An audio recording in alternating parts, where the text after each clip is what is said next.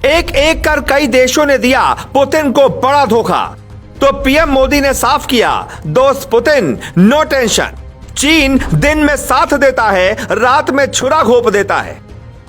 दिल्ली के बॉर्डर पर लगी ये कीलें आपके जहन में होंगी। ऐसी ही कीलें यूक्रेन की सरहदों पर भी नजर आने लगी हैं। दिल्ली में ऐसी कीलें किसानों के ट्रैक्टर काफिले को रोकने के लिए लगाई गई थी। तो पुतिन के टैंक दस्ते को रोकने के लिए जेलेंस्की ने ऐसी ही कीलों वाला बैरिकेड तैयार किया है। इतिहास के पन्नों को पलटे तो युद्ध हो या बड़ा संकट, इस तरह की मोर्चाबंदी कोई नई बात नहीं थी। लेकिन इन कीलों के पहले रूसी टैंकों के काफिले पर चीन के एक धोखे की वजह से ब्रेक लग गया था। वो धोखा क्या था और चीन के ऐसे कई बड़े धोखे के बाद पुतिन ने पीएम मोदी से क्यों मांगी मदद, आपको इसी रिपोर्ट में आगे बताएंगे। पुतिन के सामने शी जिनपिंग की चालबाजी कैसे खुली और कैसे एक बार फिर पुतिन की मदद के लिए मोदी ने हाथ बढ़ाया, कैसे भारत और रूस की दोस्ती मजबूत हुई, हम आपको अगले 2 मिनट में एक एक बात समझाएंगे। रूस के कई विमान तकनीकी खराबी की वजह से उड़ान नहीं भर पा रहे, मुसीबत बढ़ गई। दुनिया की 2 बड़ी कंपनियां बोइंग और एयरबस ने रूसी एयरलाइन को सप्लाई बंद कर दी। चीन का पहला धोखा, विमानों के कल पुर्जे हैं लेकिन रूस को देने से इनकार कर दिया। रूस के 70 एयरक्राफ्ट के लिए जरूरी कल पुर्जे अब भारत मुहैया कराएगा, उड़ान मुमकिन करेगा। चीन नाटो की निंदा करता है तो वहीं रूस के हथियार बाजार पर अपना कब्जा बढ़ा रहा है। चीन का दूसरा धोखा, युद्ध के बीच खाड़ी देशों में चीनी हथियारों का बाजार तलाशा, डील की। चीन का तीसरा धोखा, पुतिन को आर्थिक धोखा दिया, चीन के AIIB बैंक ने कारोबार रोका। चीन का चौथा धोखा, शंघाई के न्यू डेवलपमेंट बैंक ने रूस के साथ कारोबार बंद कर दिया। चीन का पांचवा धोखा, टैंकों में घटिया क्वालिटी के टायर सप्लाई किए, युद्ध में फंसा काफिला।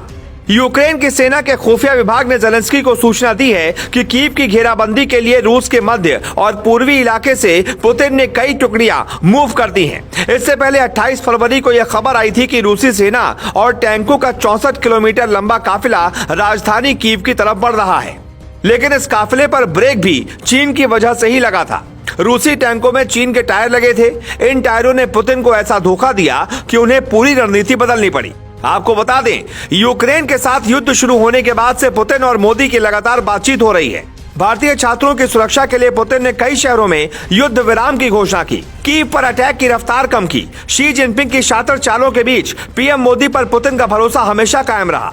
भारत और रूस की पुरानी दोस्ती मजबूत होती गई। 2013 से अब तक शी जिनपिंग रूस के 8 दौरे कर चुके हैं। पुतिन के साथ फोटो सेशन करवाकर अपना कद बढ़ाता रहा है चीन। लेकिन चीन की फितरत रही है कि वो दोनों हाथ में लड्डू रखना चाहता है। वो एक तरफ रूस के साथ दोस्ती बनाए रखने की फिराक में है तो दूसरी तरफ अमेरिका से भी सीधा टकराव नहीं लेना चाहता।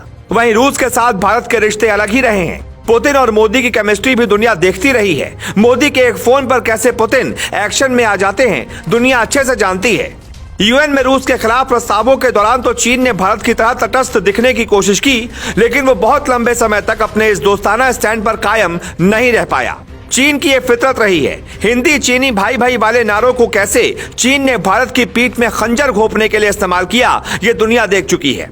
जिनपिंग ने 15 दिन तक पुतिन को अंधेरे में रखा। यूक्रेन के साथ रूस के युद्ध के बीच चीन की दोहरी चाल एक्सपोज हो गई। पुतिन को समझ आ गया, सच्चे दोस्त तो बस मोदी ही हैं। Bureau report, global Bharat.